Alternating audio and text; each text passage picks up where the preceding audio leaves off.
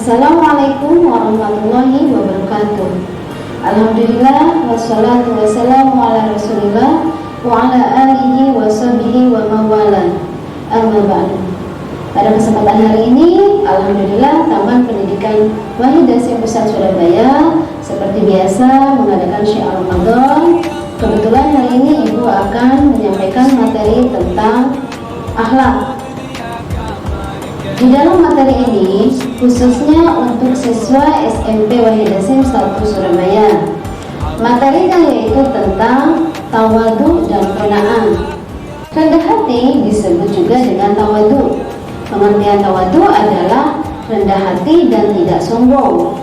Pengertian yang lebih dalam adalah kita tidak melihat diri kita memiliki nilai yang lebih dibandingkan makhluk Allah yang lainnya. Orang yang tawadu adalah orang yang menyadari bahwa semua kenikmatan yang didapatnya bersumber dari Allah Subhanahu wa Ta'ala. Dengan pemahaman tersebut, tidak merasa lebih baik dari orang lain, tidak sombong dan tidak meremehkan orang lain. Ia tetap rendah hati dan menjaga keikhlasan amal ibadahnya hanya karena Allah semata. Ciri-ciri sifat rendah hati yaitu yang pertama, sopan santun dalam bertutur kata dan berperilaku sehari-hari. Yang kedua, jauh dari rasa angkuh, sombong, egois dan ingin menang sendiri. Yang ketiga, berani mengakui kesalahan dan kelemahan secara jujur. Yang keempat, mengakui kebenaran dan kelebihan yang dimiliki dan yang dilakukan oleh orang lain. Yang kelima, tidak memaksakan kehendak pribadinya kepada orang lain. Contoh perilaku rendah hati yang pertama yaitu mempersilahkan orang lain duduk terlebih dahulu. Yang kedua, ketika bertemu dengan orang lain selalu menampakkan wajah yang berseri dan bertutur kata indah kedudukannya dan berlembah lembut. Yang ketiga, meskipun mempunyai kedudukan yang lebih tinggi, tetapi tidak segan untuk menyapa orang-orang yang lebih rendah kedudukannya dari dirinya. Keuntungan sifat rendah hati yaitu yang pertama, disayangi oleh Allah. Yang kedua, mempunyai banyak teman. Yang ketiga, merasa tenang dan nyaman. Bagaimana cara membiasakan diri untuk bersifat rendah hati?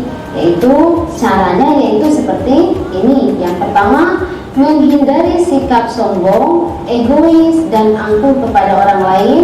Yang kedua, menyadari akan kelemahan dan kekurangan orang lain. Yang ketiga, mengakui kelebihan yang dimiliki orang lain. Yang keempat, disiplin dan konsekuen baik dalam ucapan maupun perbuatan. Baik anak-anak, untuk materi selanjutnya yaitu tentang qanaah. Pengertian qanaah yaitu secara bahasa qanaah artinya cukup. Sedangkan menurut istilah, merasa cukup dengan apa yang dimiliki dan menjauhkan diri dari sifat ketidakpuasan atau kekurangan. Sifat ini sangat penting untuk diterapkan dalam kehidupan sehari-hari. Mengingat di zaman sekarang banyak hal yang tidak sesuai dengan kehendak dan tidak sesuai dengan angan-angan manusia.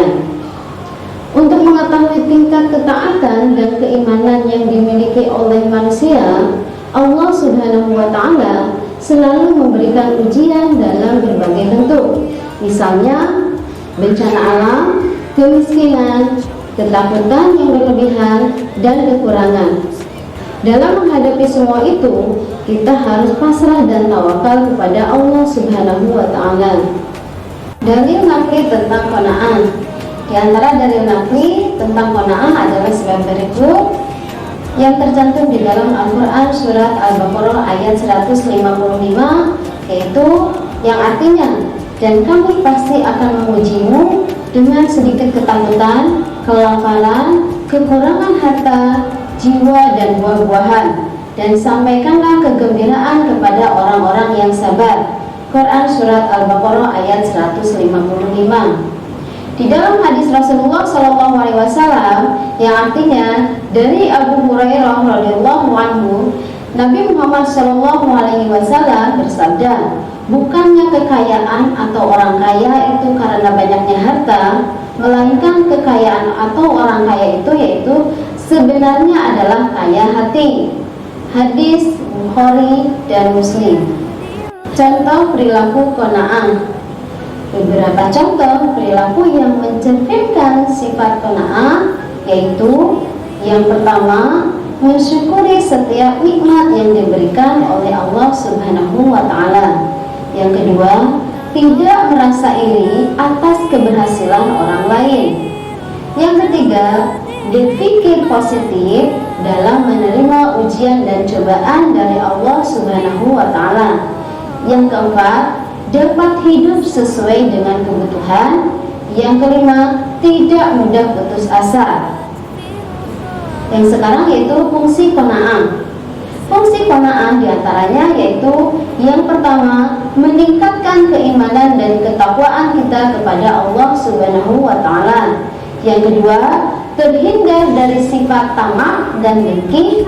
Yang ketiga, terhindar dari rasa khawatir akan kekurangan.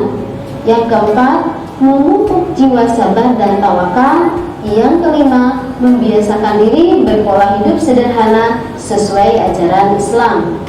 Baik anak-anak, itu